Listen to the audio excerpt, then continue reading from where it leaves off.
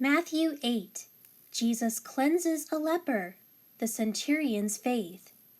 When Jesus came down from the mountain, large crowds followed him. And a leper came up to him and bowed down before him, saying, "Lord, if you are willing, you are able to make me clean."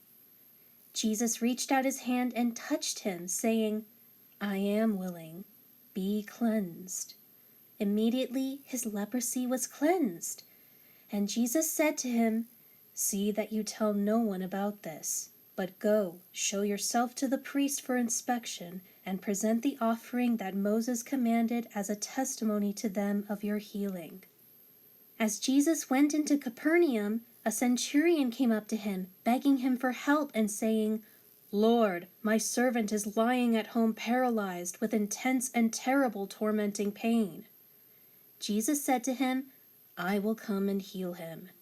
But the centurion replied to him, "Lord, I am not worthy to have you come under my roof, but only say the word and my servant will be healed.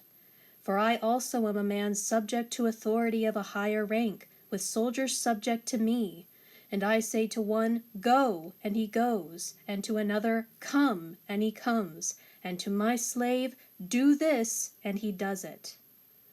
When Jesus heard this, he was amazed and said to those who were following him, "I tell you truthfully, I have not found such great faith as this with anyone in Israel.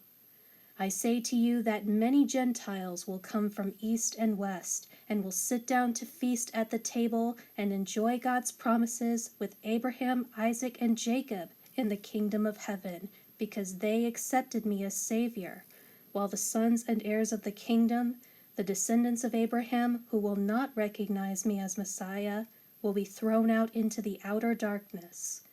In that place, which is farthest removed from the kingdom, there will be weeping in sorrow and pain, and grinding of teeth in distress and anger."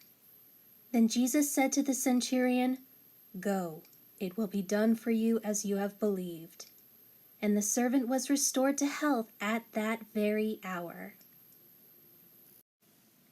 Peter's mother-in-law and many others healed. When Jesus went into Peter's house in Capernaum, he saw Peter's mother-in-law lying sick in bed with a fever.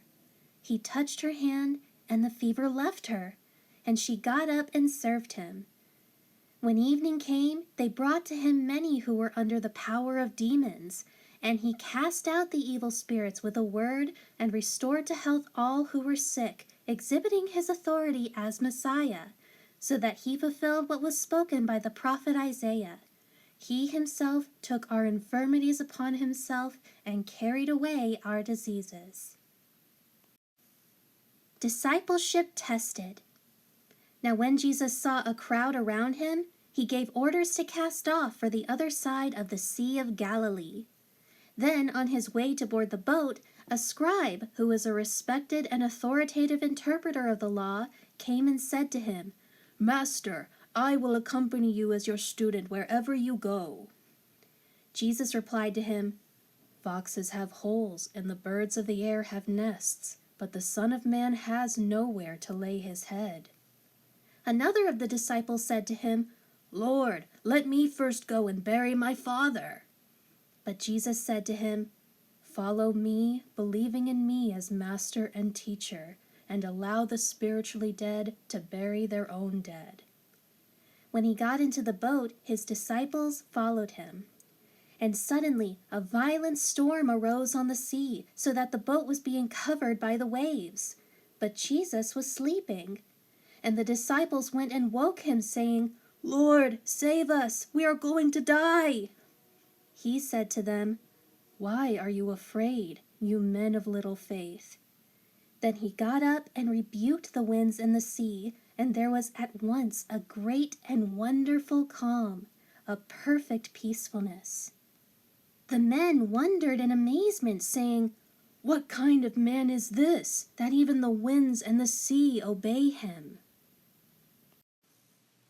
Jesus casts out demons. When he arrived at the other side in the country of the Gadarenes, 2 demon-possessed men coming out of the tombs met him. They were so extremely fierce and violent that no one could pass by that way. And they screamed out, "What business do we have in common with each other, Son of God? Have you come to torment us before the appointed time of judgment?" Some distance from them, a large herd of pigs was grazing. The demons began begging him, "If you drive us out, send us into the herd of pigs." And he said to them, "Go." So they came out of the men and went into the pigs, and the whole herd rushed down the steep bank into the sea and died in the water.